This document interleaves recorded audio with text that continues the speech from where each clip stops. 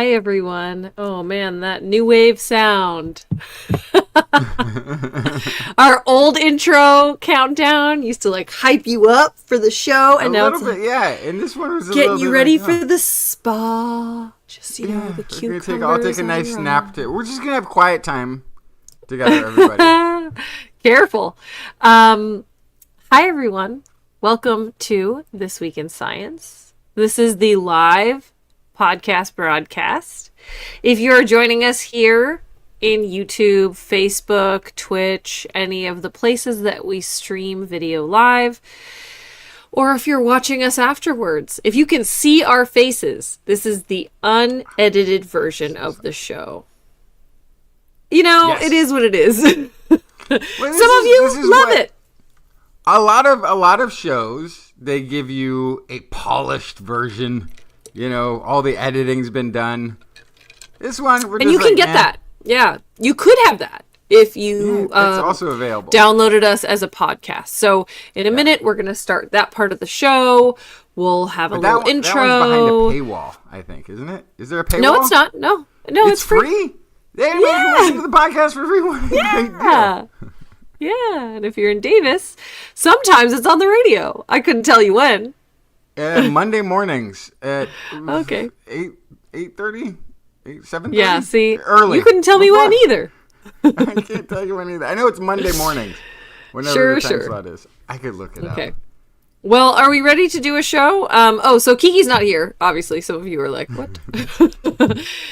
Kiki's dealing with some stuff that needs her attention tonight, and so she asked us to run the show in her stead, and we're gonna do our best. We're gonna do the show that Blair and Justin does, which is similar but not the same. 8 a.m. to 9 a.m. Monday mornings. KDVS 90.3 FM in Davis. Did you look on their website? I had to go look it up because I don't know when it is. It used to every once in a while because they switched days. In the years have gone by. Sometimes it was Tuesdays and it was Thursdays. But it'd be this weird thing where I'd like get in my car, start the car, and like you or me or Kiki or all three of us would be talking at me, and it would just be this weird. This weird dissonant feeling to hear your own voice unexpectedly talking at you. Yeah, that's wild. It's if you listen to last week's show, you might get some music at the end because I don't know if we made a full 60, but maybe with a break in the middle. I don't know. They probably do some sort of break in the middle, right? So the chat room sounds like you. So Justin has evidently been paying for the free broadcast. I just assumed.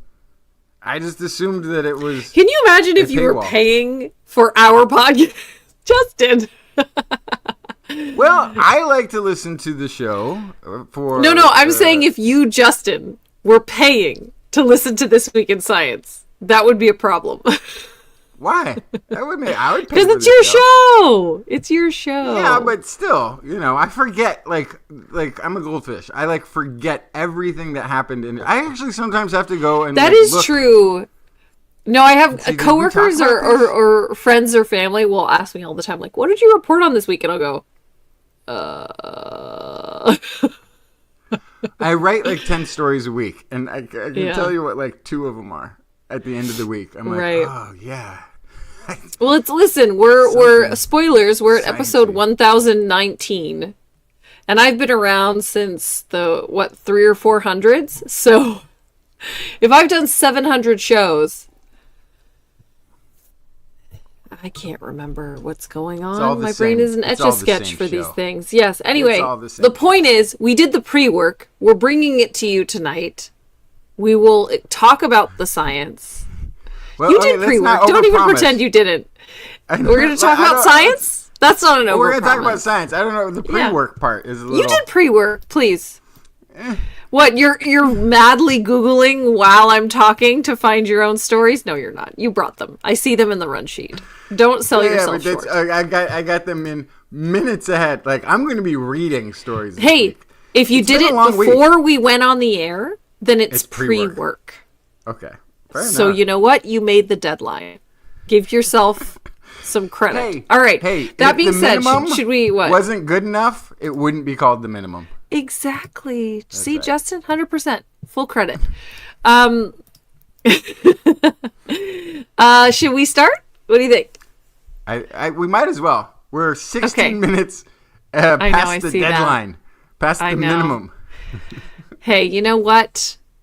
People have come to expect that TWIS will start at or around 8 o'clock, give or take 20. You know, it's always my fault. I was born 15 minutes late, past my due date, and I've never been able to catch up. You were born 15, so you were born the day after at 12:15 in the morning. 15 minutes. No, well, back in those days, they gave you a specific time. They did not. No, they didn't give you a time of day. That's insane. I'm gonna have to call on that. That's baloney. It was before your time, Blair. They used to have it really dialed in. Oh, are you older than me? You've never mentioned that before. You didn't know that? Okay. I'm joking. I'm teasing you because you're always talking about how you're older than me. Because it's always going to be true. It's something we can always rely on. That is true. Yeah. Yeah. That is true. You will always be older than me. Well, should we start the show? I don't know that we need to. I really don't Let's do it. All right, here we go. I'm doing it. Oh, okay. I've done all the pre-work. Let's have a show. Okay, ready? You have your disclaimer. We're going to do it. Let me Google one real quick.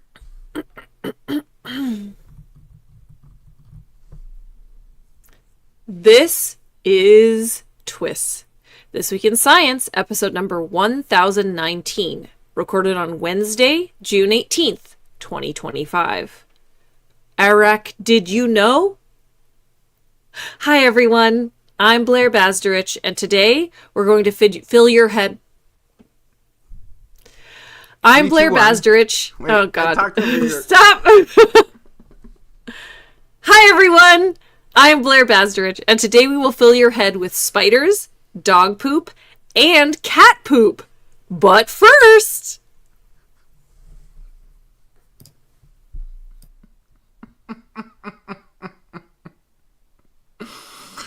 Oh no.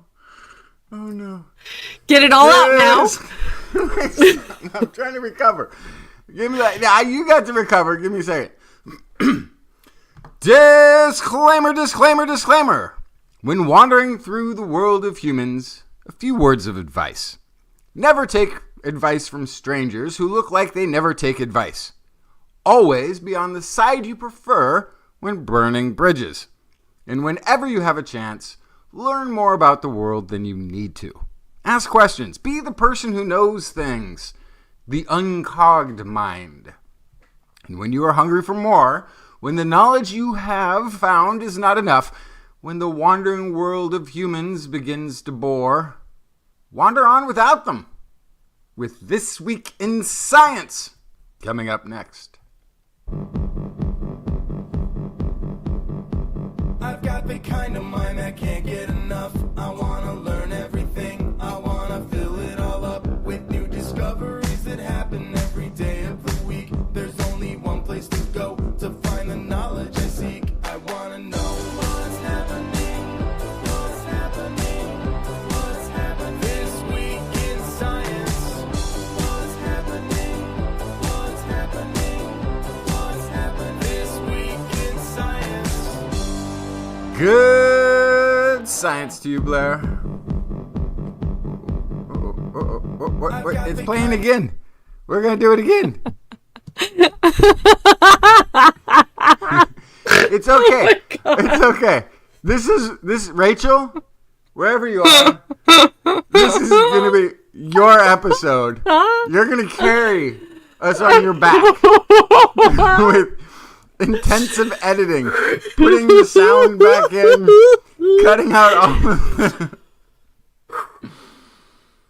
Okay. Welcome, everyone, to another episode of This Week in Science.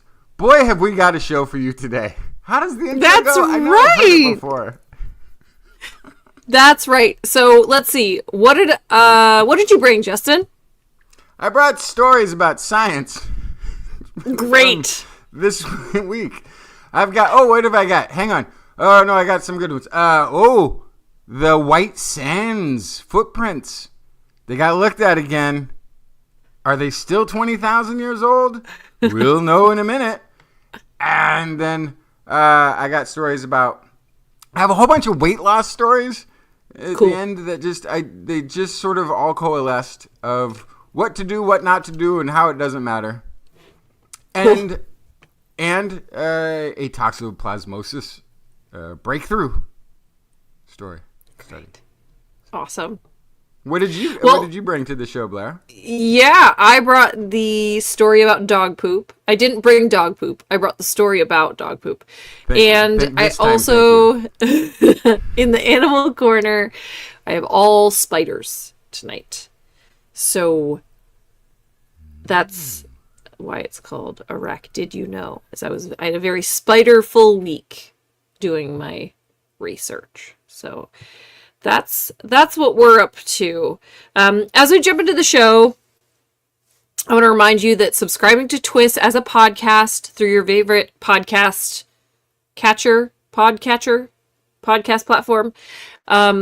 video or audio, YouTube, Facebook, Twitch, Spotify, Apple, whatever.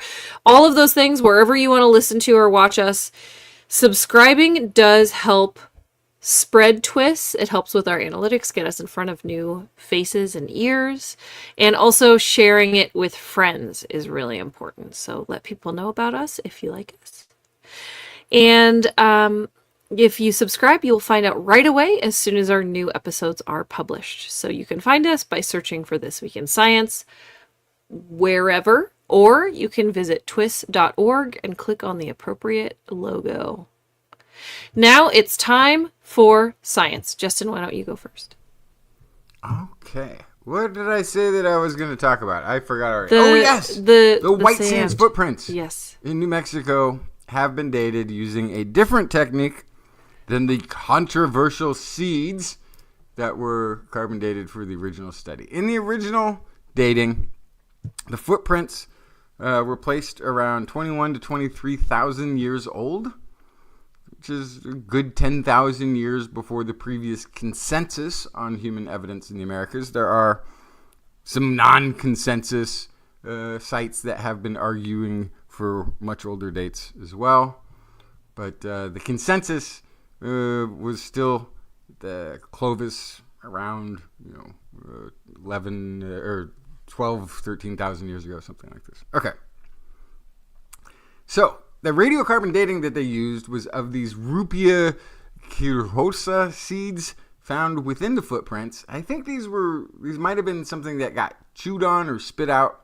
Anyway, they ended up down in the footprints, and they gave the 21,000 plus year old age. Critics pointed out that the ancient seeds used to date the footprints were unreliable markers. They were very tricky because of all sorts of different factors. The original authors were very clear that they knew they were unreliable and that they had taken countermeasures to eliminate error, making them a reliable source for carbon dating. But that controversy is sort of lingered out there, in part because there's not a good consensus on other really old sites around this age. So you've got basically still an outlier by over 10,000 years, and it's remained kind of controversial to begin with. Again, there's other sites that have pressed for much older dating, but this is the best evidence, is the White Sands footprints, and it's still been debatable whether or not it's actually good enough evidence. Okay. So there's a new study published in Science Advances. They relied on a different method to date the mud itself. A long story made shorter, except for the part where I tell you that I'm shortening the story, inadvertently making it longer.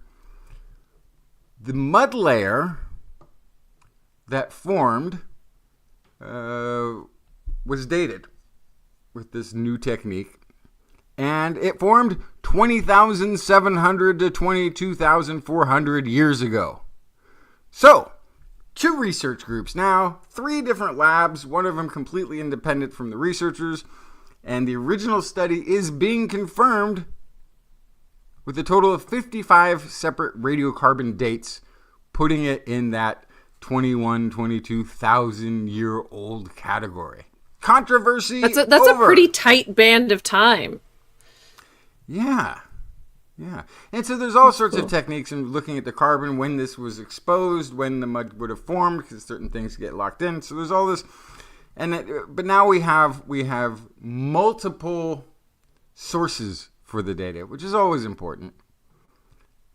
And yeah, white sands footprints in New Mexico were made more than 20,000 years ago. Humans confirmed in the Americas much earlier than the previous consensus. Now, we still have to wait now, because this just came out, for a whole bunch of people to go, okay, now I'm convinced, or no, I'm still not convinced. I'll never be convinced, whatever. But this is a really nice separate validation that didn't use the controversial seeds as its core. So very cool. Nice. Love when dating works out. Yeah. I mean, I wouldn't know. Oh, Justin. Should I just do a hard pivot into dog poop from that very sad joke? I think that's 100% appropriate. Okay, so I want to talk about dog poop, and specifically diarrhea. Now, I know that word grosses a lot of people out, so I'm going to talk about soft stool. Is that better? Soft stool? It makes it worse. No? It makes it worse. That's worse? All right, diarrhea it is. I'm going to talk about diarrhea. I'm probably going to say it 20 times over the next few minutes, so apologies if you're eating. Okay, so there's a reason I wanted to talk about this study, and I think it'll become apparent really quickly. But a new study out of the UK has decided that approximately 1 in every 12 dogs in the UK has diarrhea. Okay. And some breeds are more susceptible than others. The way that they got this data was they analyzed health records of more than 2 million dogs brought to the vet in UK in 2019. And that is my problem. Do you know why, Justin? The selection? Yes. So I'm going to tell you what the study says, and then I want to get into my problem with this data. So according to the study, of dogs that are having a problem is what they look at. Right. So they looked at the health records of more than 2 million dogs brought to the vet in 2019. They found that 6 breeds, Maltese, Miniature Poodle, Cavapoo, German Shepherd, Yorkshire Terrier, and Cockapoo, were significantly more likely to be diagnosed with diarrhea than generic dogs that are some sort of multi-breed or mutt or something like that. Just 2 breeds that were purebred, Jack Russell Terrier and Chihuahua, were less likely to be diagnosed with diarrhea than a mutt. So they think that this could lead to the possibility of identifying that the first group has higher predisposition to diarrhea, the second group has lower predisposition to diarrhea. They also speculated that potentially different breeds could have different diets and exercise habits, which in turn leads to their different amount of diarrhea that they have, or how many of individuals have it. They also found an age difference. Dogs who were 3 years old and younger were more likely to have it. 9 and over were more likely to have it. So 4 to 8-year-olds were least likely to have it. Also, many of the dogs with diarrhea were diagnosed with other conditions at the same time. About 44% had vomiting, 28% had reduced appetite, 24% were lethargic, and 29% were classified as hemorrhagic or bloody diarrhea. They also found that around 38% of all diarrhea cases were treated with antibiotics, which is interesting because the recommendation is not to address simple diarrhea with antibiotics because of all the reasons we know, that we don't want to enter antibiotics into resistance and all that stuff. Now, I'm a dog owner. I've owned a few dogs throughout my lifetime. I can tell you that I had a dog that always had like very hard, sturdy poo. And if she had diarrhea, I'd be like, something is wrong with you, and I'd take her to the vet. My current dog has loose stool or diarrhea like 4 times a week. I don't take her to the vet for that. So I actually think, first of all, I've never met a Chihuahua that doesn't have diarrhea. And I've never met a Jack Russell that doesn't have diarrhea. And those are the 2 breeds that they said didn't go to the vet for this.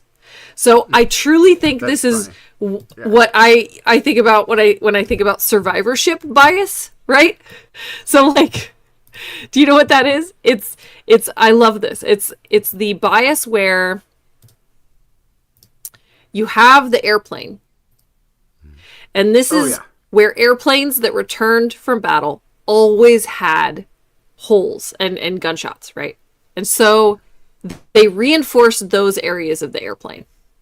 But in reality, they should have reinforced the areas that didn't have bullet holes. And that's because those were the... Yes, exactly. So similarly, they are saying that the dogs that go to the vet for diarrhea are disposed to have diarrhea. But I think in actuality, the ones who never go in for diarrhea are the ones who have it all the time.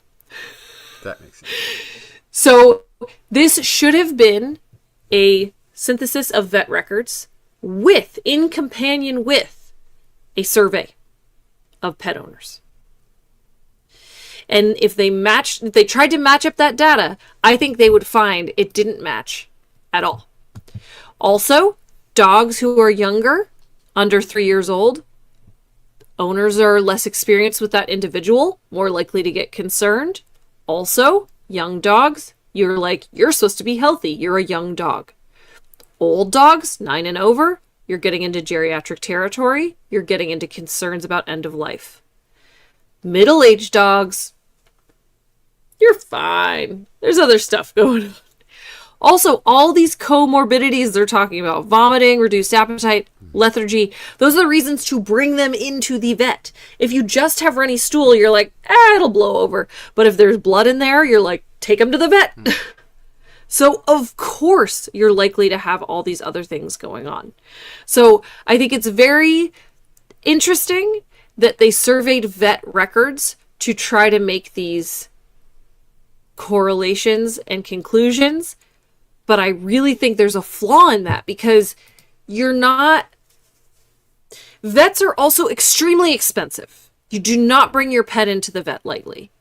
You bring your pet to the vet, you're spending at least $300 before you walk out the door. I think it is an extremely flawed study with all sorts of weird bias. And I just thought it was a really interesting case of like, who designed this? Are they pet owners? Have they owned pets for a long time?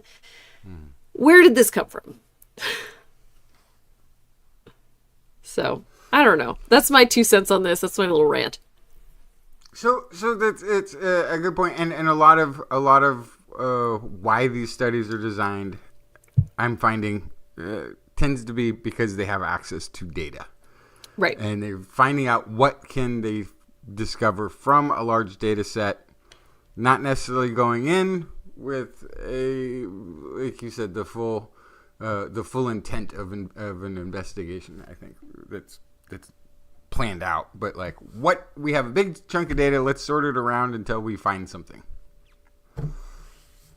Yeah, no, I think the survivorship bias is a brilliant observation for that one. It was the first thing I thought of. It's like, it's the airplanes. Yeah. Anyway, what do World War II airplanes and dog poop have in common tonight on This Week in Science? What else do you have for me, Justin? Also, the chat room has pointed out that it could also just be too much access to British food. But isn't British food super bland? Isn't that the whole thing? But they also like the fish and chips. It's a lot of fried stuff. You don't feed fish and chips to dogs. What? They do. I'm sure they do. Lots of beans. Mm-hmm. They're really into their beans. over there. They like put it a side Not of for beans the on dogs. Oh, I'm goodness telling you. gracious. Well, tell me about cat poop. everything. Okay, so we if you're a long time listener of the show, you've heard me rant about Toxoplasma gondii more than a few times. This is a parasite that it pretty much only completes its life cycle and reproduces in cats. And so the way that Toxoplasma gondii, this little parasite, gets out into the world is through cat poop. And when it gets out with millions of these parasites. It's just an explosion. And wherever the cat was digging down and doing its best to hide its poops, those paws carry those parasites everywhere the cat goes. Mm-hmm. This is the reason you have the warnings on cat litter for pregnant women. It's not because there's anything in cat litter that is dangerous to pregnancy. It is because exposure to cat feces is dangerous for an unborn fetus, because the parasite can cause typically it's blindness is one of the main things that can happen there. But also when it gets into a human, it has these weird effects. It's been tied to a portion of the spectrum that is schizophrenia, that when people had curative measures to reduce toxoplasmosis infection, it also cured or removed the symptoms of their schizophrenia. It is linked to all sorts of weird things like increased car accidents through slight cognitive delays, or I think it gives women tend to get guilt issues if they have it. Men tend to have some sort of novelty fascination. It has behavioral changes, and it's not like a small parasite, right? This is any outdoor cat really that can pick it up from another cat in the places that cats congregate. So the current estimates, and they're just estimates, are somewhere between 10 to 30% of the world's population has been exposed to Toxoplasma gondii. And it's one of those things that once it's in you, it could stay there. It's this really weird thing. So basically, it's also in the cat, the parasite is going to reproduce, and it's looking for this.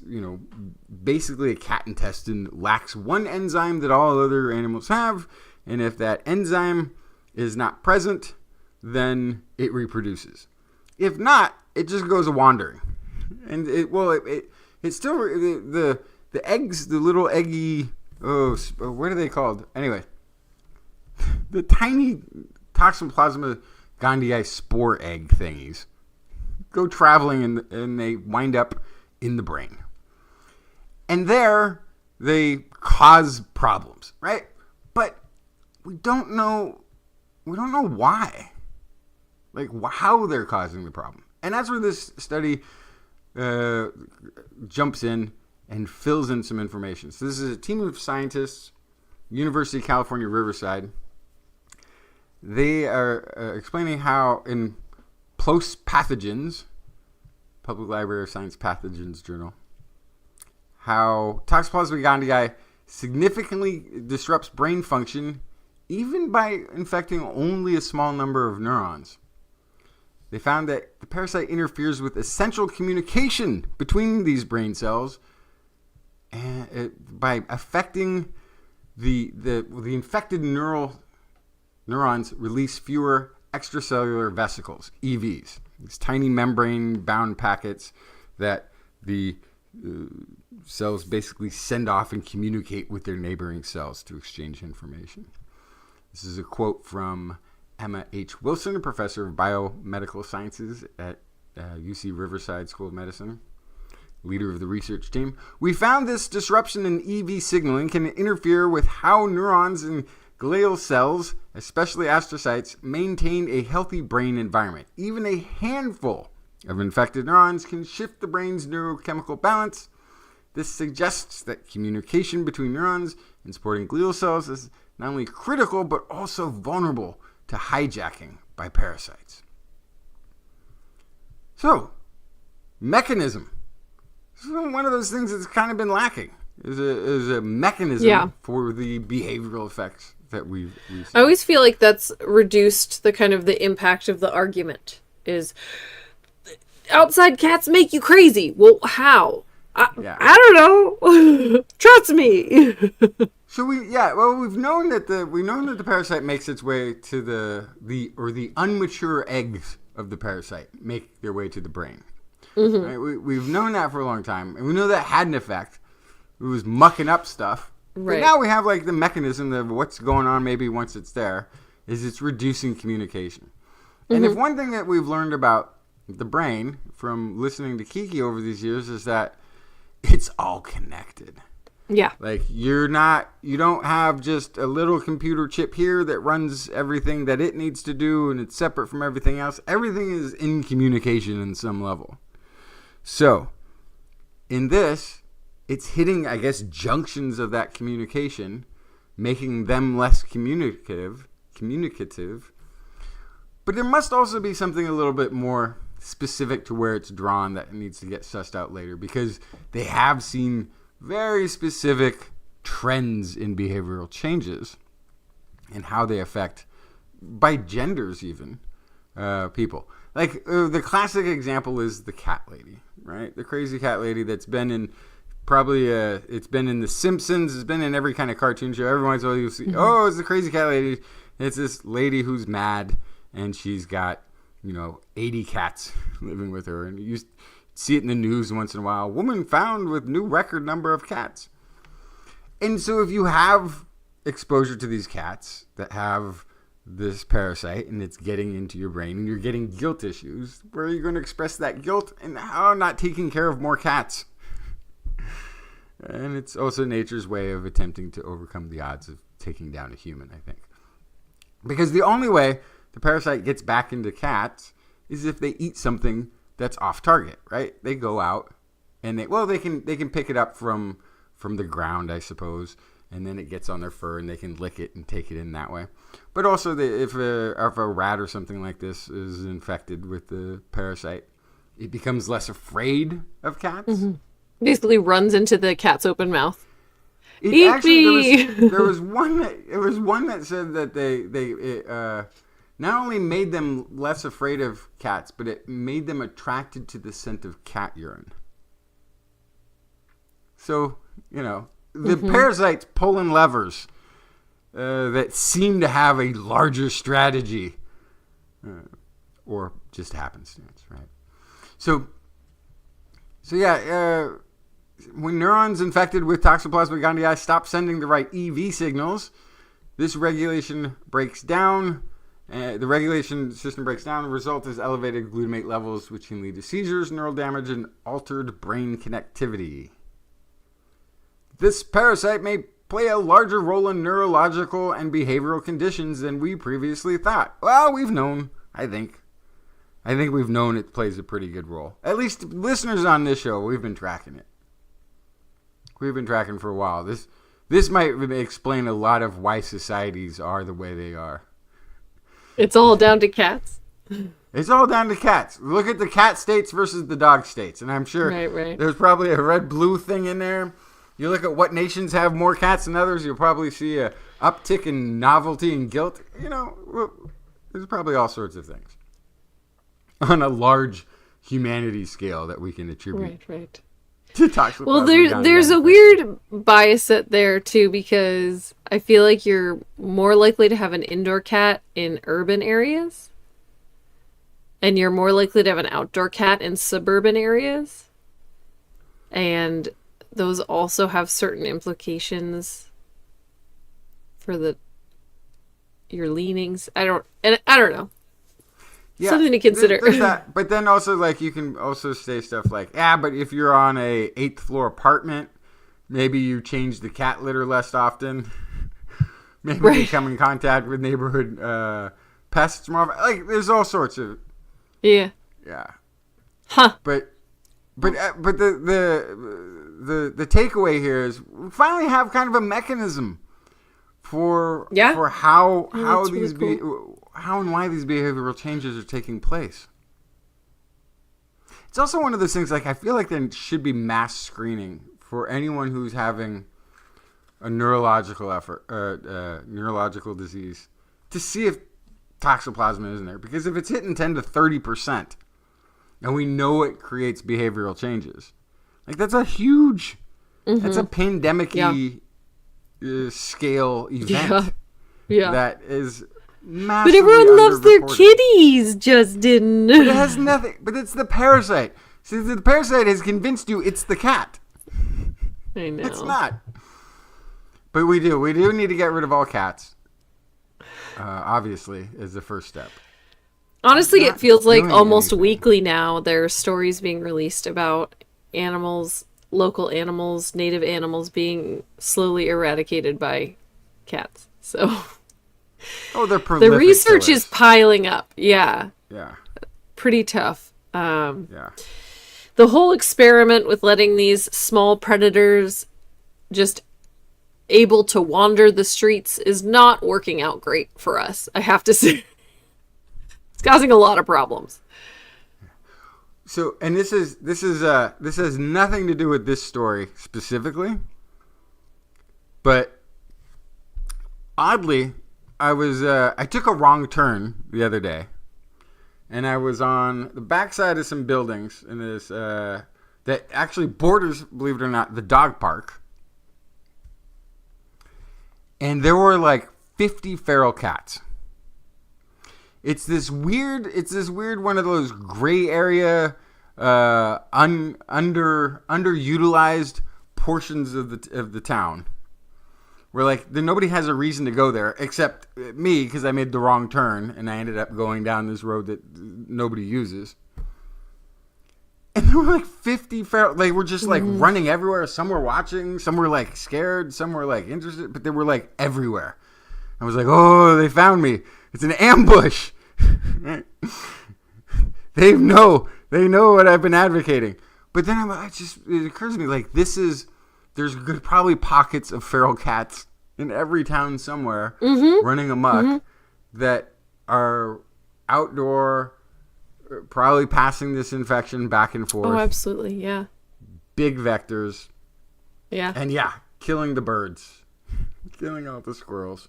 I don't know if you remember, but when I lived in Israel, I talked about how the feral cat population there is insane. I feel like every single dumpster had 40 cats that lived in and around it. And they were brought by the British when the British were hanging out. And they were like, let's release some cats to deal with all these rodents that are in our tents and stuff. And didn't work out great overall. I mean, the British kind of messed up generally in that space, I would have to say. But the cats are a special piece of the puzzle, I think.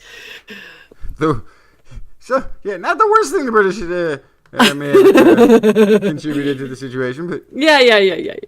But in California, whenever they find a distressed, sick, malnourished California seal, very high chance, almost all of them have a toxoplasma infection. How does a sea mammal get this, you say? Oh, probably litter down the toilet. Flushable litter. Yeah, not a great idea. Because that's the. I remember I did a story.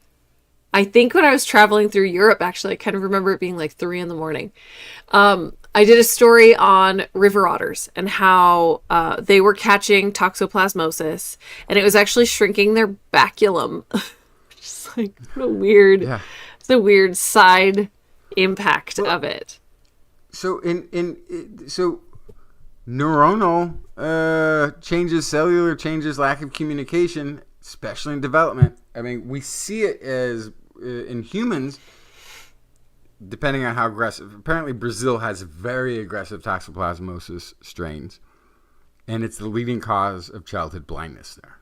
Yikes. So there's going to be, like, everything about this parasite is off target. All it wants to do is reproduce. Yeah. And it shows up in its GPS is telling it to take a left, and that's a dead end street, and so it takes a right, and it keeps looking, and it moves around, and it's finding off target everything because it's not where it's supposed to be. Because there's one enzyme, just one enzyme that cats don't make, that everything else has, or maybe the other big cats. Maybe big cats too. I don't know. Maybe it's all feline. I think so. I think large cats can get them too. But it's this one linol oil converting enzyme that I've long forgotten the name of. That they, whatever reason, they don't make it. And that would kill the toxoplasmosis? Or it would prevent it from reproducing? It would prevent it from reproducing because it's looking... I think what it was is it might be the linol oil, whatever it was, lipids, whatever they are, that it's looking for to trigger the reproduction process. And because cats don't break it down, it's there because everything else breaks it down into something else. It's not there in the digestive system. Right? So... So it's not that because the enzyme well, it's because of the thing that's left that the enzyme didn't knock down. I'm telling you, here's the other solution. This is $1 billion idea, everyone out there. We add the enzyme to cat food. Right. One digestive enzyme to the cat food that prevents it from it breaks down that one lipid and maybe that does it. Knock down 30% pandemic globally. Yes, this is an excellent idea. That's it. A penny, 2 cents worth of 2 cents worth of enzyme in every cat meal, and put that in your fancy feast. Yeah. It's a multi-billion-dollar capitalist idea. Go make the money, people. Knock out a global behavioral parasite that's blinding babies. I mean, you have such a good sales pitch.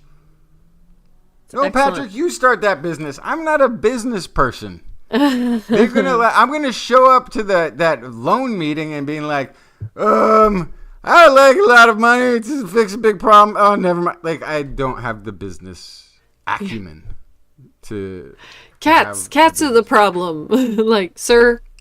We just need to kill all the cats. Or, hear me out, 2 cents a day enzyme in the cat food. Perfect. Nice. Well, I love it. We solved it here on This Week in Science. Done. If you just tuned in, you're listening to This Week in Science. Normally that'd be with Dr. Kiki, Justin Jackson, and Blair Bazdarich. Tonight, it's just Justin and Blair. Hey, do you want to help us grow? Get a friend to subscribe today. Tell them about this show. Grab their phone when they're not looking and subscribe them. I don't know your business. Hey, if you're only subscribed on one platform, you're not trying hard enough. Come on, subscribe pull on your all weight, of them. people. Yep. So, just help find us in all of our various places and subscribe, like, spread the word, share, etc. I still feel like this show is that episode of, is it South Park with the gnomes? Step 1, steal underwear. Oh, yes. Step 3, make profit. Yeah. We still don't know what step 2 is. We're still Are we trying to make profit? I think we're doing it wrong. We're just trying to talk about science. Speaking of, thank you for listening. All of you are the reason that we do this. We do not do it for this mysterious profit. We do it to spread the science to all of you. We like to bring you up-to-date, down-to-earth videos or views on science discoveries. Up-to-date, down-to-earth. And with your help, we could do more. So help us bring a perspective of sanity to the world full of misinformation that we live in. Go to twis.org right now, click on the Patreon link, and you can support us monetarily at the level of your choice. Be part of bringing sanity and science to more people today. twis.org. Click on the Patreon link. All right, do you know what time it is? Uh-oh, is it time for Blair's Animal Corner? With Blair? She loves our creatures, right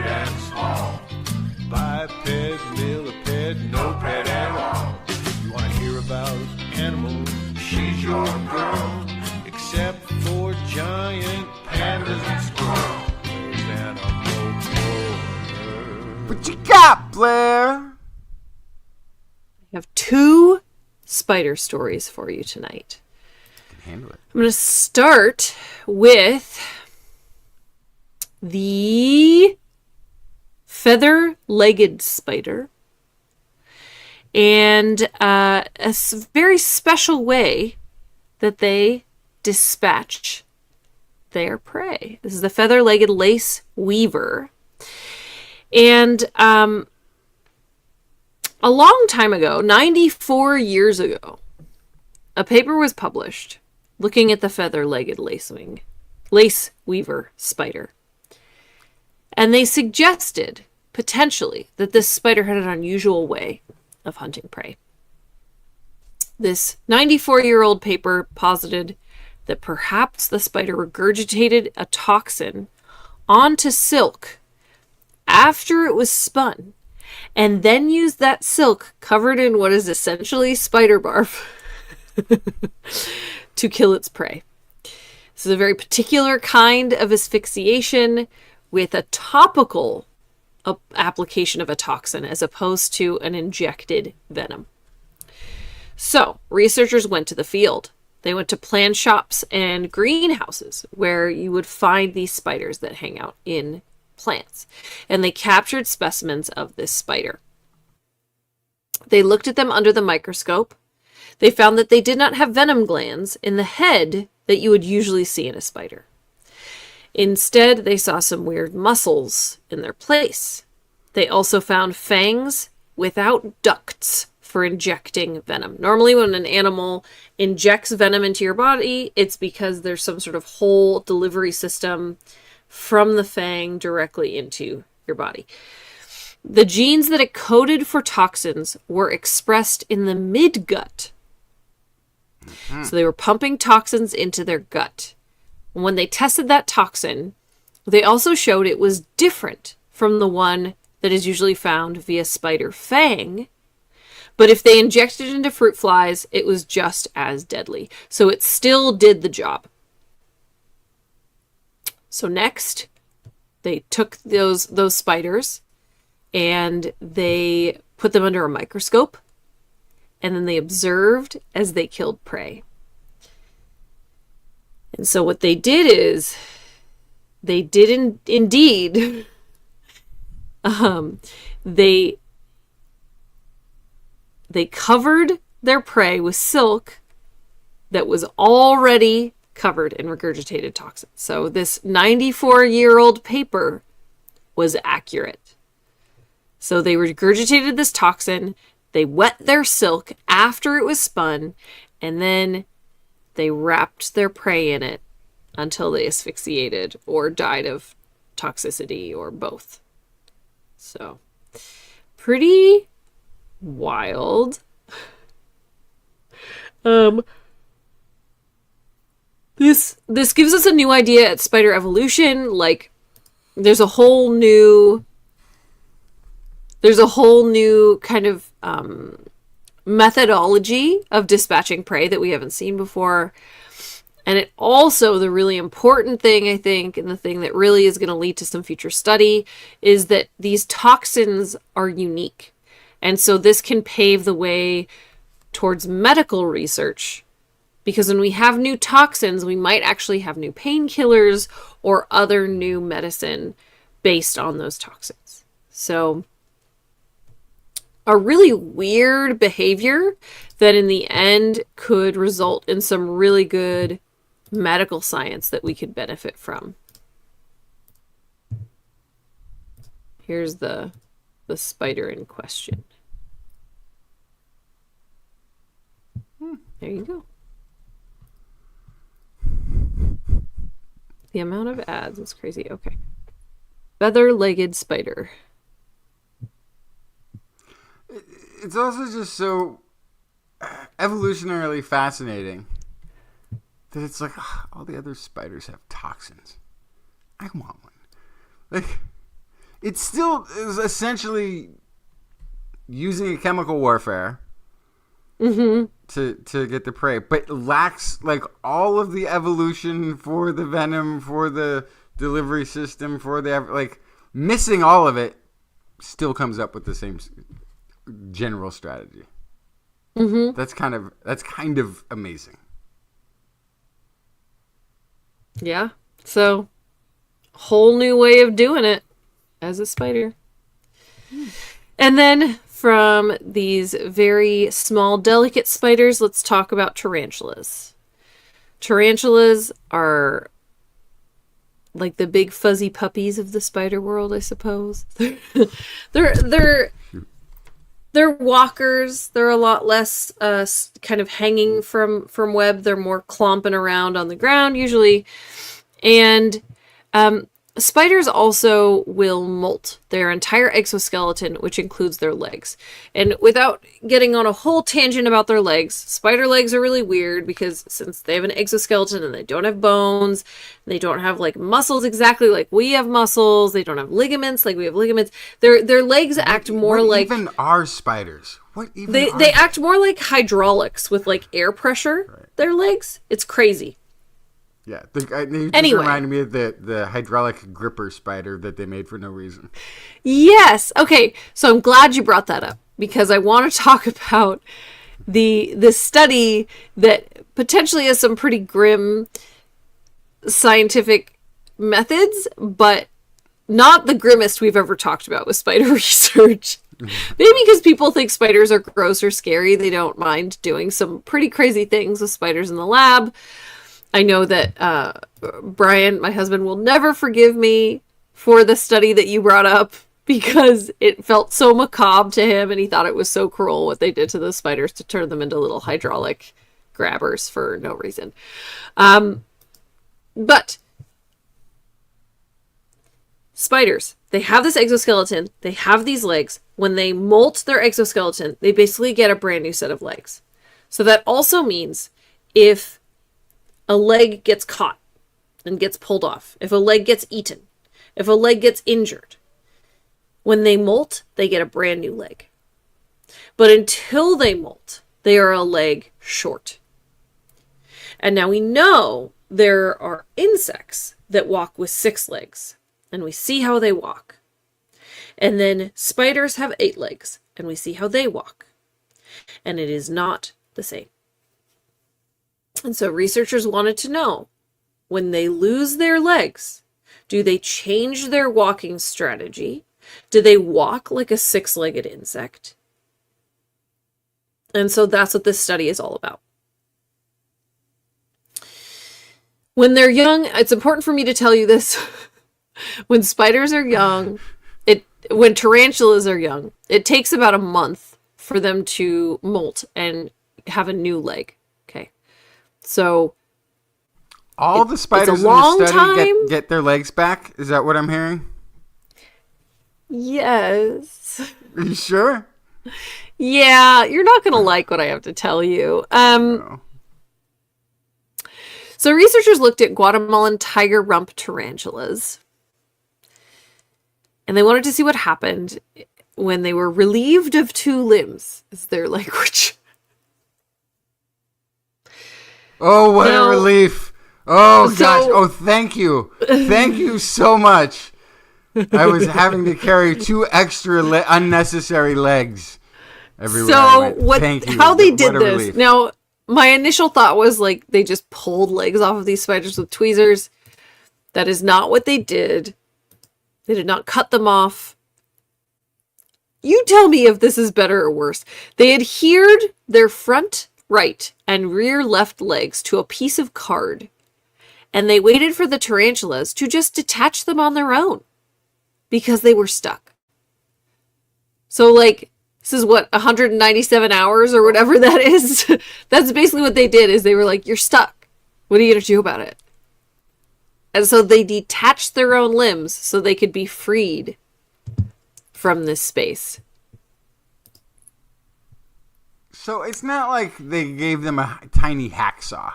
Okay. No, Like, this there isn't is Saw.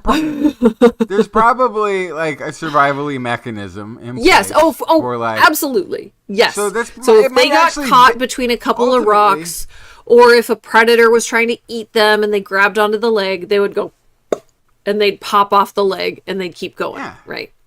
Yeah. So that, it yes, might actually there is have a been, now mechanism. I'm actually relieved at the method. That's great. So that's what they did. They recorded their walking before that, and then they recorded their walking. They videoed their walking as they scampered away from the trap, and for a while after that. Then they let the animals regrow their limbs. Then they filmed them running with 8 limbs again. And then, quote, encouraged them to shed their limbs once more. So they did it twice. So, let's see. Can I open this in a new window? I want to show you the video. Oh, crumbs. Am I going to be able to do this? All right, I think this might work. So they kind of watched how these spiders moved, and they analyzed them. Here we go. I'm going to share my video. Oops, pop-up ad. Kiki does this so fast and so flawlessly. I just don't understand. Okay, so here we go. Here's an ad. Get out of here, ad. Okay. So they had their juvenile spiders. Here they go, all running. And that's with all 8 legs. Yes, correct. Control 1. Then they have the removal of the front left and back right. That and they're seems running. awkward. Yeah.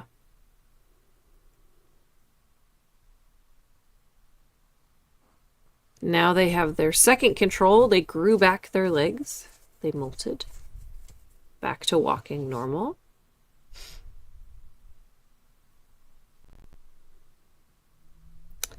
And then they're going to have their last one. Their last autotomy. And then you can see in this video, if you go to twis.org and look at the show notes, you can click on the link, you can watch this video. They looked at how they were moving. They had 3 gait clusters. So they had these kind of what they called support polygons. They had a certain number of legs always touching the ground, and they had legs that moved in clusters. Then when they removed the legs,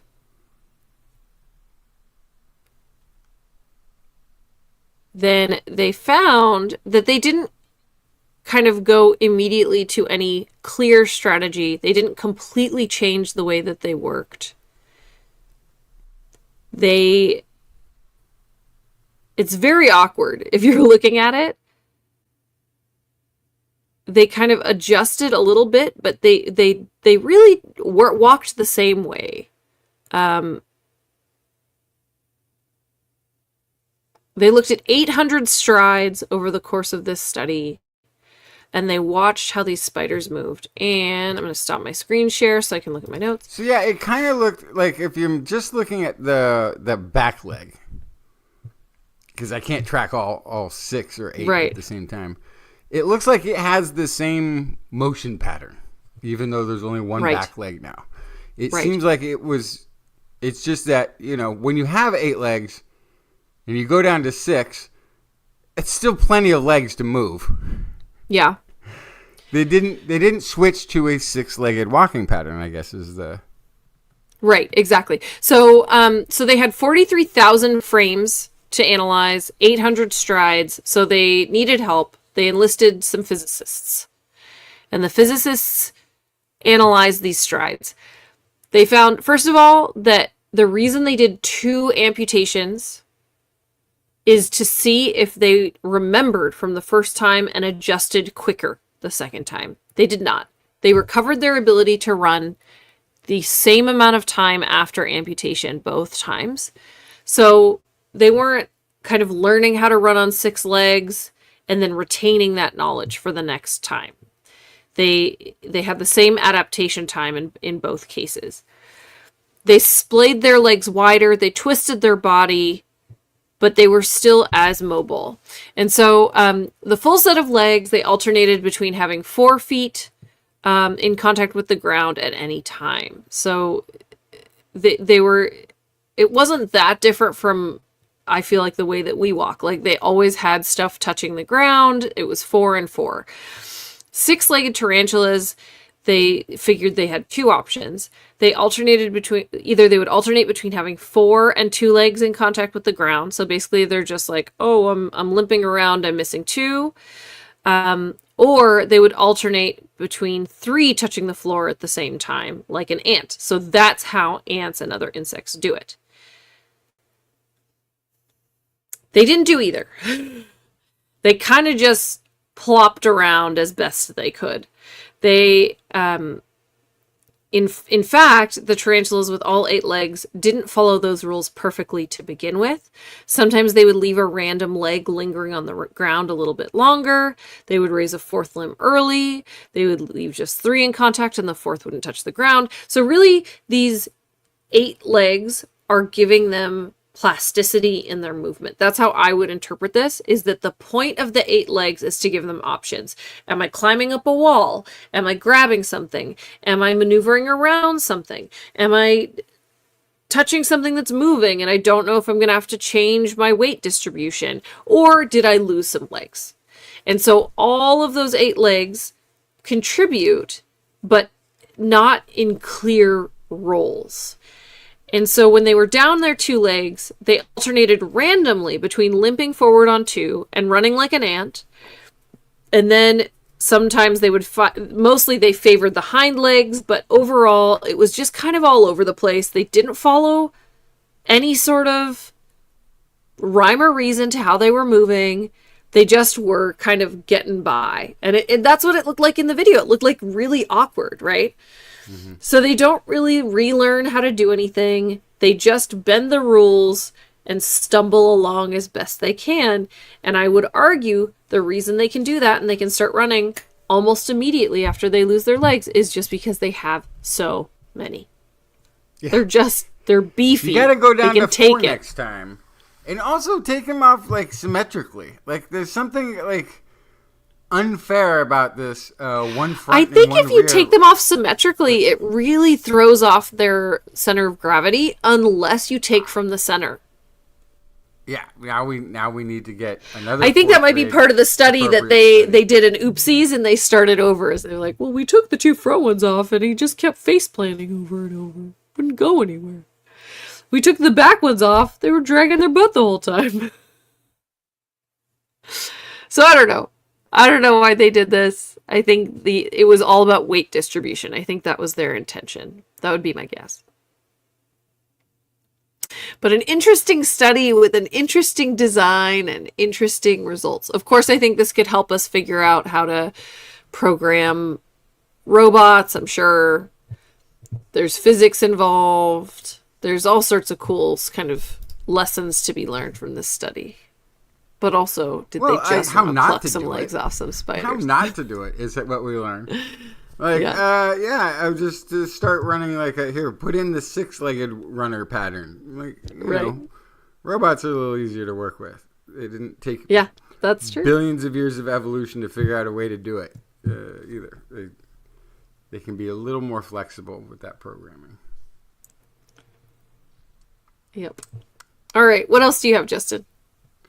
Okay, so now I'm going to do my quick stories because I always do my quick stories right at the end, where they're supposed to be. I got to go find though because I put too many studies in there. Oh, okay. So first one, sugar substitute, popular one apparently. I had never heard of it before. Could kill you. This is erythritol? I don't even know. Apparently, it's got 60-80% the sweetness of sugar, but only a super small fraction of the energy. So people are putting it into all sorts of low sugar diet sweets so that it doesn't have the calorie, but still has that sweetness to it. And apparently it has been linked to higher plasma concentrations with increased cardiovascular and cerebral vascular events, with positive associations between circulating erythritol and incidence of heart attack and stroke in the U.S. and European cohorts. So this study... I'm seeing it's often called monk fruit sweetener. Monk fruit in the grocery store, just so people know what we're talking about. It'll say monk fruit with erythritol. Okay. So there you go. So they did this one in a lab. They cultured the monk fruits and exposed them to cultured skin cells, endothelial cells, cultured and exposed to amount of monk fruit equivalent to consuming a typical beverage, and experimental conditions basically confirmed, yes, they are disrupting multiple mechanisms vital to maintaining cerebral endothelial health. So these results are limited to this lab condition, but the findings align with previous sort of observational studies where they're seeing the effects. Yep. Anyway, basically when you mess with the vascular system of the brain, you have increased risk of stroke. So that sugar substitute could kill you. Yeah, so unless you have a reason to not, like diabetes or something, just have your sugar, but have it in moderation. Yeah, or don't. Hey, you could take a drug to lose weight nowadays. Oh, hey. All the celebs are doing it. Semaglutide, otherwise known as, Wegovy? Ozempic? Which now Weight Watchers gives you along with their program, which is like, well, why am I even doing the jazzercise? Whoa. Yeah. Wild. Which they were maybe not supposed to be doing, and the FDA was like, "Hey, why are you distributing a diabetes drug as a weight loss drug as part of your program?" And then I think there was something changed in administrations and regulations aren't a thing anymore. You can apparently soon buy your Ozempic, Wegovy, and what is it? Semaglutide, which is the basic drug name of it, not the brand name. Online without insurance. No. Just pay cash online and have it sent to you. Now it's a drug that was for diabetes control that also controlled weight, and now they've turned it into the wonder weight loss drug. Well, these glucagon-like peptide 1 receptor antagonists, Wegovy, Ozempic, they may increase, even double the risk of macular degeneration. Man. Yeah. So originally, didn't you have to get regular blood tests if you were doing Ozempic? Oh, probably early on. They wanted to track things, yeah. Everyone wanted to lose weight, so it became a multi-bazillion-dollar blockbuster drug. And so then a lot of the regulatory... All the celebrities started taking it. They all started looking sick. Well, yeah, there was because while it's doing weight loss throughout the body, it seemed to be affecting the face a little bit more than people wanted to lose their baby fat in their face. That was keeping their facial structure together. Right. So warnings first surfaced from just the diabetes trials, where where the drug was linked to complications in eyes, optic nerve damage reports, that sort of thing. But these were small laboratory studies, and occasionally these studies, I don't know if they were industry studies or not, but occasionally these small lab studies pointed the actual opposite direction, suggesting there was neuroprotection or vascular benefits from the Wegovy Ozempics. So we got to get to the bottom of this.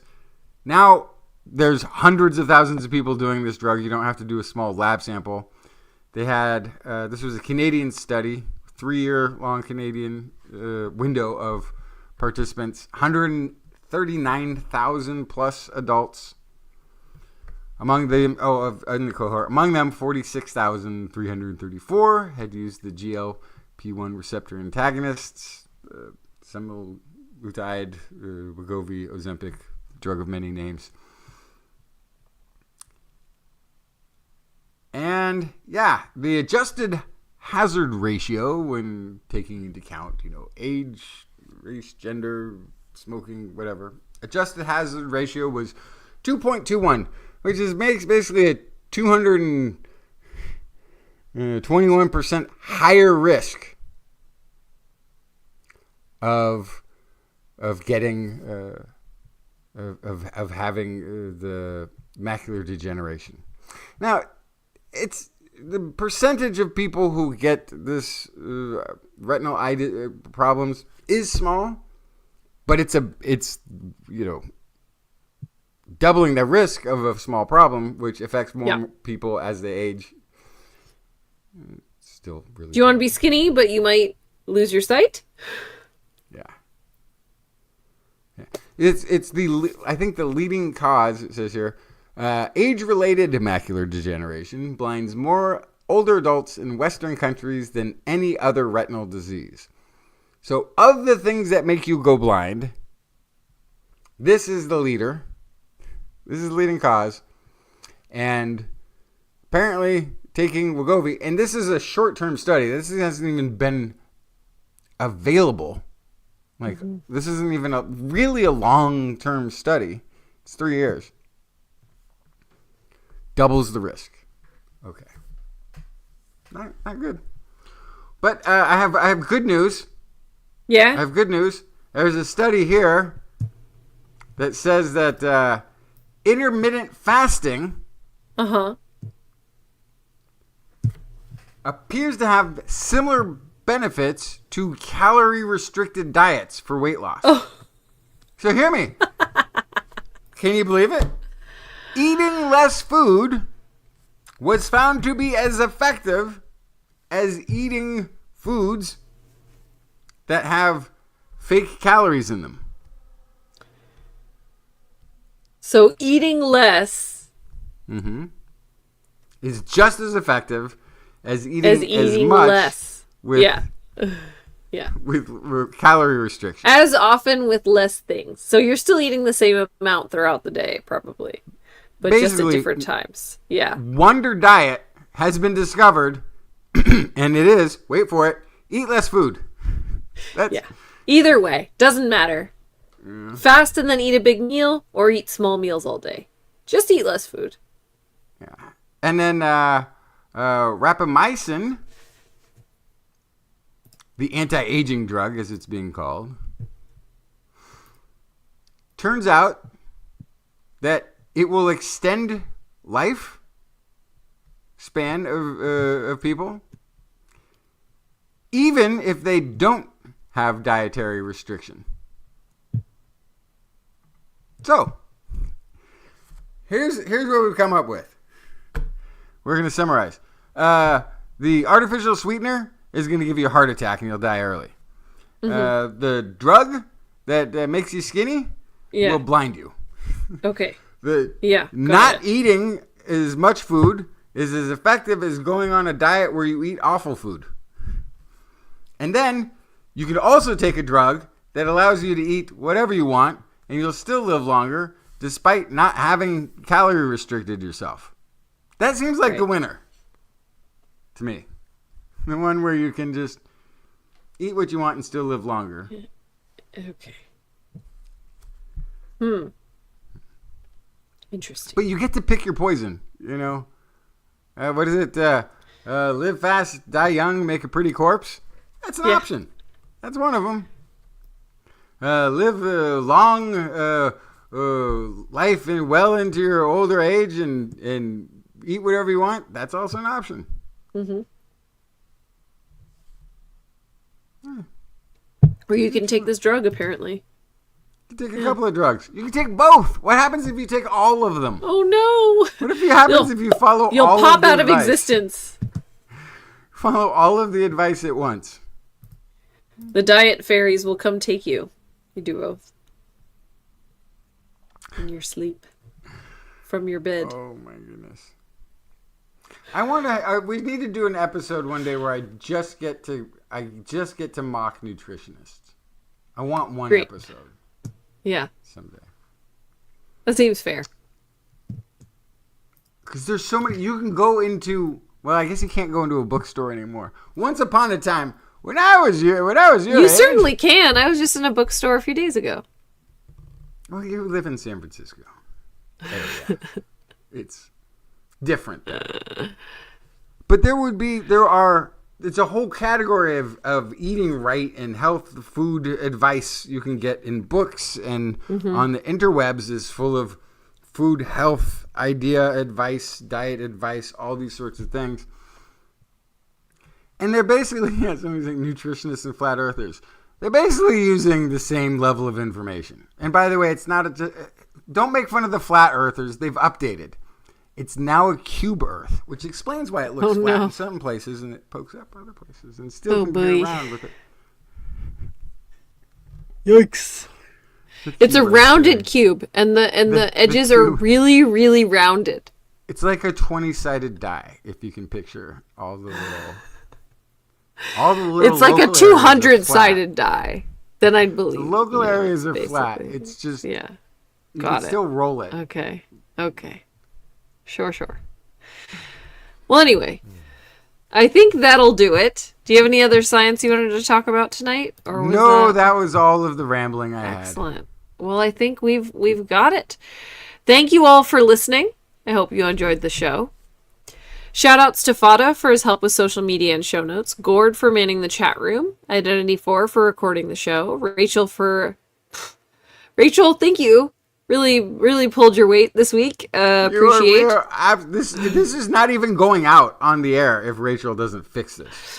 The beginning. I feel like we did mostly okay for the rest of it. It was really just the beginning. So anyway, thank you, Rachel. Really appreciate your assistance in editing the show. I'd also like to thank our Patreon sponsors. This is the second week in a row that I will not be reading out that list because I do not have access to that list. But know that we love you. So if you donate on Patreon, thank you, and a round of applause for you. So I am going to read the list. Although as I read it, I may sound curiously like I'm doing a Kirsten interpretation. And it will only be in the podcast version. Thank you again, Rachel. Oh, got it. Yeah. Thanks for that, Justin. Thanks for reading the list and sounding like Kiki while you did it. Yeah. Amazing. If you want to support us on Patreon, you can find information at patreon.com/thisweekinscience or at twis.org and click on the Patreon link. On next week's show, we will be back at 8 p.m. Pacific time on Wednesday to discuss science, and hopefully Kiki will be back with us as well. Want to listen to us as a podcast? Just search for This Week in Science wherever podcasts are found. I don't know. If you enjoyed the show, get your friends to subscribe too. For more information on anything you've heard here today, to watch videos of spiders walking with different amounts of legs, links to stories, all of that will be available on our website. That's at www.twis.org. You can also sign up for a mystery newsletter while you're there. We love your feedback. If there's a topic you'd like us to cover or address, a suggestion for an interview, a haiku that comes to you in the night, please let us know. And you let us know by reaching out to one of the social media accounts, or send us an email. Just be sure to put TWIS, TWIS, somewhere in the subject line, or your email will be vomited upon by a spider and then devoured. Yeah, and then we'll never read it. We look forward to discussing science with you again next week. And if you've learned anything from the show, remember, it's all in your head. This week in science. This week in science. This week in science. This week in science, it's the end of the world. So I'm setting up shop, got my banner unfurled. It says the scientist is in, I'm gonna sell my advice. Show them how to stop the robots with a simple device. I'll reverse global warming with a wave of my hand. And all it'll cost you is a couple of grand. 'Cause this week's science is coming your way. So everybody listen to what I say. I use the scientific method for all that it's worth, and I'll broadcast my opinion all over the earth. 'Cause it's This Week in Science. This Week in Science. This Week in Science. Science. Science. This Week in Science. This Week in Science. This Week in Science. Science. Science. I've got one disclaimer, and it shouldn't be new. and that's it. On the calculator. Whoa! The fader is very hard to operate. Apologies. That is the show.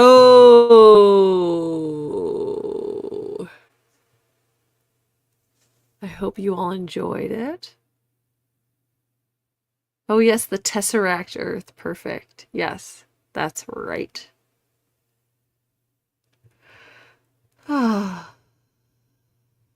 What did we do? We did a 90-minute show. Is that what you're saying, Fada?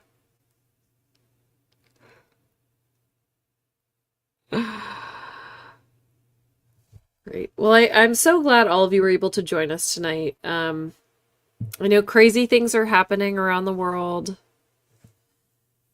Things that are frustrating or scary. But I'm happy that we can meet together once a week and talk about things that, you know, are productive or silly or intriguing or fun to talk about or scary in kind of a fun, silly way. So it's a little bit of escapism with a lot of reality. That's certainly how I use it. But also it's informative, right? Like we learned a little bit of something about our world tonight. So I appreciate all of you joining us. How am I? Oh boy, Pepsi Cola. We don't have time for that. I'm pretty good. I'm mostly just tired. My little one is pushing 2 right now. And so sometimes he sleeps really well, and sometimes he sleeps not so well. I'm working really long hours. I love my job, but there's a lot going on. A lot of places have lost a lot of federal funding recently. And so that has kind of changed the landscape in which I work. A lot of environmental science, parks, climate change, anything, healthcare, anything. A lot of those things have lost a lot of funding. And so there's a lot of kind of new challenges in my field. But you know what? We're going to make it through it. I'm hoping that this is a season and not something that will continue for much longer than it has to, and that people can get the help that they need and the healthcare that they need and the information that they need. And you have to just kind of hope that the impacts will be small, because you know there will be impacts. But at the end of the day, I have a really good support system. I work with people I really like who are in it for the right reasons. My family is great. My friends are great. You are all great. So it's the people, right? The people are what make everything worth it. So, yeah, that's all. You're back. I might be. Yeah. What are we talking about? Oh, Pepsi Cola asked how I was, and it turned into a whole thing. You'll have to listen back, I suppose. I missed it. So I was gonna ask the same question. Mm-hmm. Can I get a different answer though? I'm great. Excellent. How no am complaints. Brother, you don't want to know. I've been working in a new position where it turns out my town has been overrun by, I think, diabetics. Because I've been working in the downtown area, and I keep finding, I'm assuming, insulin needles being disposed of. That has to be what it is. Yeah, for sure. Damn dirty diabetics. Well, because I've seen that, and there's also a lot of plastic spoons for the frozen yogurt. Oh, for sure. Yeah, so frozen yogurt. I just put connecting the dots.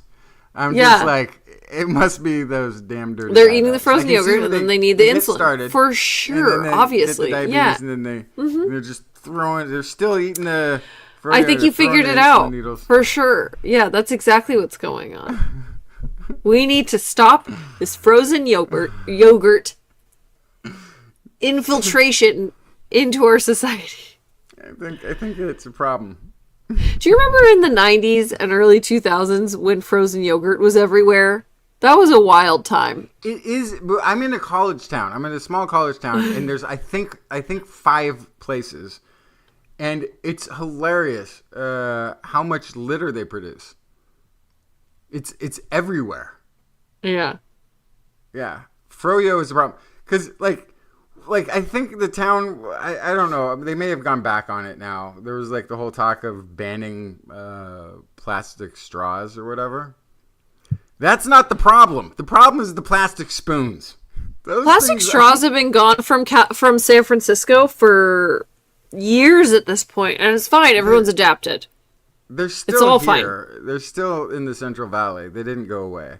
What I'm saying is, it's very easy to make the switch because, of course, you have the paper straw. People hate the paper straw, but also there's corn or potato-based straws that are plastic. They're just plastic. It's fine. Use that. And they may be. Maybe they replaced it and I didn't even notice. That's also possible. Because I'm not like... No, I don't think so. Because on the peninsula where I live and work, they're still using normal straws. Okay. I don't interact with straws that much anyway. So I guess that might be like my bias. You don't have your iced coffee every day?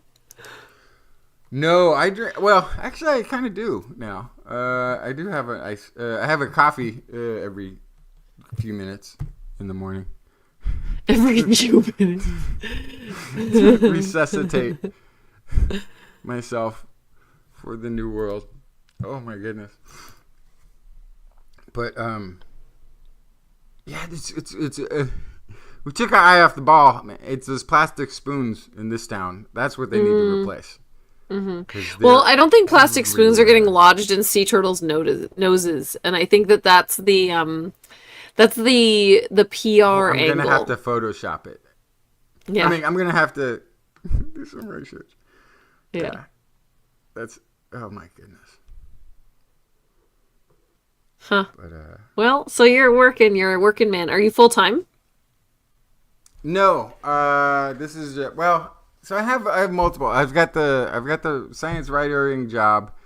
Yeah, but the picking up the Froyo spoons, that's not full time. Yeah. Working for the Parks Department in the city of Davis is a temporary job. I see. Classification, but it is 40 hours a week. Oh, good. That's good. Yeah, but that's also. Yeah, we have those. They're called seasonal. It is and it isn't. So, it's something to do with like allotted hours that the budget for a city thing. Yes. But I took the job partway through the season, and so they're going to give me I'm getting all of the hours of a full-time person. Anyway. Yeah. Yep. It's that sounds very familiar. Yeah. It's very exciting work, I must say. Mm. But the job search continues also. Yeah, of course. Of course. I just got turned down for a reportering job, or even interviewing for a reportering job for Cap Radio. And I'm a little irked. That's tough. I mean, when I was searching for work, I applied to a lot of different media stuff. Yeah. And I never got an interview anywhere. Yeah. 20 we've been 20 plus whatever years we've been doing this. Like, yeah, but so I think unfortunately, like, the time to have ridden these coattails to a job was like when did the podcast app first launch and we were on lists? That was like 2011, 2010. I feel like that is when the time was, because podcasts were novel, having one was unusual, and we were ranked. And so it was like, oh, okay, that's a thing. Like, this is a well-known podcast with a whole listenership, and they have an Audible like sponsorship and all this stuff. And now literally everyone has a podcast. Like, everyone has a like, if you asked a random person on the street, do you have a podcast? And be like, no. You'd be like, really? They'd be like, oh, well, I do have this thing that I do with my brother's cousin, or no, that would be my cousin. My husband's cousin. I don't know. Anyway, so like, everybody has podcasts now. So that on a resume doesn't really tell you anything. No. It doesn't. But when you, it doesn't really demonstrate what this is. Yeah. Yeah. Justin, apply for science detective. So that is sometimes what my writing job is. The writing job is largely just doing, basically it's largely just doing a press release for studies that don't have press releases yet. That's basically what it is. It's just kind of giving a synopsis. All right, here's who did it. Here's why they did it. Here's what here's the cohort. Here's the methods they used. Here's what they found. Here's why it's relevant. It's all kind of just, basically that level of in-depthness. But occasionally there's a study and I'm like, I must have read this wrong. And you read it and you reread it and you're like, no, they're doing survivor bias. They have or they have like the one that always like is really frustrating is when they provide graphs that say something different than the words that they have provided. Yeah, I've noticed that too. I'm like, but like is this just this graph shows me nothing? Everything's the same. Yeah. Is this just graphics department, or did there was what was it? It was sometimes I think it's a mistake of scale. It can't. Well, so one was a migraine medication that's on the market for migraines, and they were trying to find another use for migraines, and I think vertigo, and it didn't have a significant clinical difference from doing the placebo, doing nothing, for like the vertigo and this and that. But according to what they wrote, it just barely made the level of clinical significance for preventing headache, which is what this drug's been on the market for. And this is, by the way, an industry study. Do you remember what the drug was? The graphic they provided, I can find it. The graphic they provided showed that it didn't meet the clinical significant level for headache, which is what the drug has been on the market for. Yeah. So then it made me wonder, like, which data do I trust? Because they gave me two different data points. One in a graph that showed here's what it is, and the other that was written out that showed a different number. And so, and I could see somebody going like, oh, we can't put out a study that shows that the basic core of this drug that's already on the market doesn't even hit that target. Mm-hmm. it made you question. And so that's unclear, which, I'm not calling up the researchers on this. This is like, I have a deadline later today to put this study out. So I wrote it up and there it went.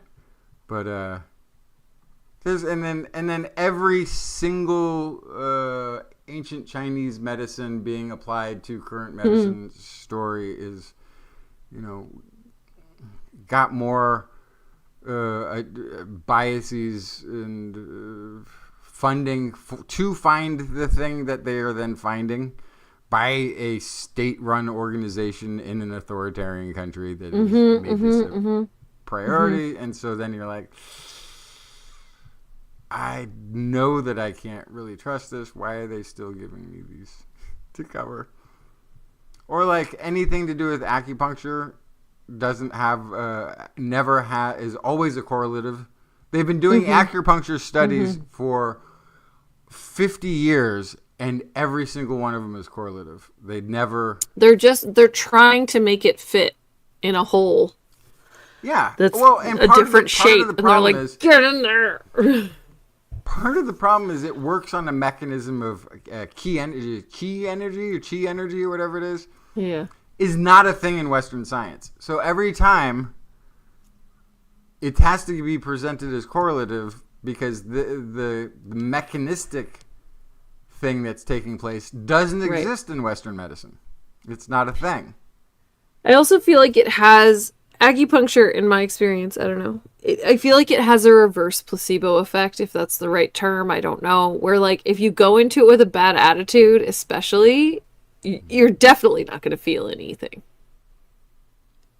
If you're like, this is BS, this is nothing, and then you get sit through the acupuncture, which is what happened to me. Then I left and I was like, I feel the same. Well, yeah, and even the ones that they did, like where they had sham acupuncture, like the placebo group also saw an amazing impact. Right. Like, because they believed in it. The drug is the headache drug was rizatriptan. Rizatriptan. That is my migraine medication. Yes. Mm-hmm. Okay. So, and I can tell you, it again. Who knows if this is a placebo or what? But I my whole life had migraines so bad that my day is over when my migraine arrives, and I started taking this medication, and it's gone in 10 minutes. Well, then I won't tell you the rest of the story. But I think that's what my follow-up would be, is there junk data in here? Like, are they testing it against headaches that aren't migraines? Because it doesn't work against general headaches. Or did they confirm that each headache that they were testing it against was a migraine? Because the mechanism that causes the pain is different. So, this was Mayo Clinic and University, UCLA. All of the participants, 134 with active illness entered the treatment phase, during which 204 migraine attacks. This was all diagnostic, all met strict diagnostic criteria for vestibular migraine.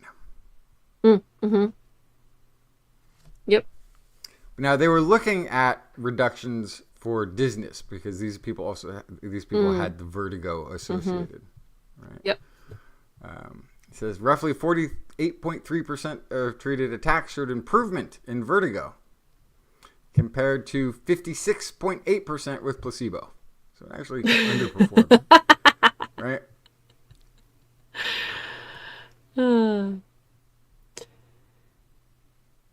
Yeah, well, here's the thing about that is I will say that sometimes the physical pain of the migraine goes away, but other symptoms don't.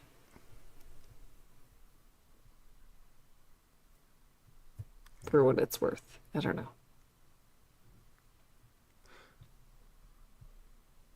But I don't know. Actually, now I'm wondering if this is... What's the name of the drug? Rizatriptan? Oh, I don't know. Okay. It starts with a T, maybe? So this isn't even the one I was thinking of. This is actually not... I don't think this is even the study. I think I might have picked another one. Maxalt? No, there was no. Apparently it's called Maxalt. Or they edited down my. Well, I have editors, so I don't read my stories afterwards. But they edited out all the parts where I was like, they showed very conflicting information. They edited it. No. Here it was. This is the one. So I got the wrong study. So that one just showed it wasn't effective on vertigo. That's all that was. I totally believe that. Totally doesn't say anything about that doesn't say that it was not effective on the headache. It was a Jovi. I never heard of it. Yeah. This is it's another migraine medication. Let's see. Let me see the part where Fremanezumab. Yes. Fremanezumab. Ajovi. Fremanezumab. Excellent. So. Oh, it's an injectable. Wow. The headache impact test specifically assesses the impact of headaches on daily functioning, including social role, cognitive, and psychological aspects. So the scores showed at week 12 a reduction of 8.8 points in the Ajovi group and 5.2 points in the placebo group, representing a difference of net effect of 3.6 points. And you needed to be at 8 points to show a clinical difference. So in versus the placebo versus doing nothing, it showed no. Mm-hmm. It showed an improvement. It had more points than the other, but it didn't outperform it to a clinical level. Mm-hmm. Now, it did reduce by 8.8 points, so it got past the clinical effectiveness criteria from baseline, just not compared to placebo. Now, of note, a visual graph seems to indicate a 12-week score of around 7.8, not the 8.8 reported elsewhere. It is unclear which result is the correct one. Yeah. The graphic, which I think they even supplied along with the, here it is. They supplied the graphic in the story. Shows on the graph that they supplied 7.8, even though they're claiming 8.8. Huh. And so, weird. What do you trust? The data points that were probably generated off of, I would assume, the data, right? That's where you get your data plot from. You put your data in, and it plots it into a graph for you. Or the words that the people wrote. Like, I don't know. I actually kind of lean towards the thing that you didn't like go and make a plot. Like, I'm going to put dots here. That's usually not how you do it. It's like, here's the data. Convert this into a plot for me. Boom, and there you go. I don't know. Yeah. The fact that it was an industry study. But if you're not selecting all the right cells in the Excel sheet and stuff like that, there are errors that can happen. So I don't know. I know. And the graphics department, whoever's in charge of that, could have blown it. They could have mislabeled the scale. However, if you're working for the manufacturers of Jovi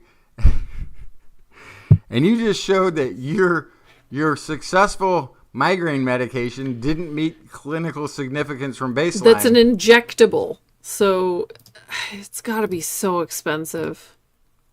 Yes, it is. It's not in the story because it wasn't relevant, but it is. Yeah, it is not cheap. I'm looking at it. A once monthly dose is $640. Ka-ching. Yikes. Yeah. Anyway. All right. Well, on that note, apparently it didn't really improve people's depression, which is what this. I knew there was a comorbidity that it was working on. Which again, because it's a comorbidity too, you could also say, well, people with depression are more resistant to the effects of a painkiller, and maybe that's why it didn't show the effectiveness, but they didn't go that route. They instead provided 2 different data points, and then it's like, I don't know what to trust. So I'm just going to state the conflict and say it's unclear, which is correct. Just writing it up here for you, folks. Yeah. This is your data that you gave me that maybe you didn't know it was going to me, but that you put out into the world that I'm just reading, and it's your study, and here's your things. So there's a little bit of getting to be the detective, but only because when there's a problem in the study, it's kind of fascinating to me. Because this is nobody was looking over your shoulder. This is what you presented, right? I mean, this is you put this data out. So if your data makes no sense or has conflicts or something like that, it's not like somebody did a deep dive and tried to replicate and found a problem. It's that your presentation of your work has a conflict, and that's a problem. That makes me not want to trust a lot of it, because this is the thing you had all of the time. But we have you, Justin, to tell us when this is happening. Oh, gosh, yeah. So, you know what my least favorite thing to write is? And then I'll let you go, because I can tell you're tired of hearing me talk. I'm losing it, yeah. New dinosaur finds. Yeah, because there's always the picture that's based on nothing. That part's fine. Give me some graphic of a dinosaur with feathers and a hat, and it doesn't matter. Okay. The way that the paleontology describes things is so rigorously detailed in scaling things versus other holotypes that it is a mind-bending, mind-numbing thing to read. When they're trying to differentiate a species of dinosaur from all of the others, and this is on this scale closer to this primal source, this one is that much, and then they go to a different bone and they do 50 different analyses on that one versus all of the other things that they found. Oh my gosh. Oh, it's not fun to write or to read. But at some point you're like, it has gnashy teeth and it's this big. Yeah. And it's another one of these type of dinosaur that we. It was most likely a scavenger, and it looks like something ate it because there were bite marks on one of the bones. There you go. All right. Say goodnight, Justin. Good night, Justin. Say goodnight, Blair. Good night, Blair. Good night, everybody. Thank you for joining us. We'll see you next week.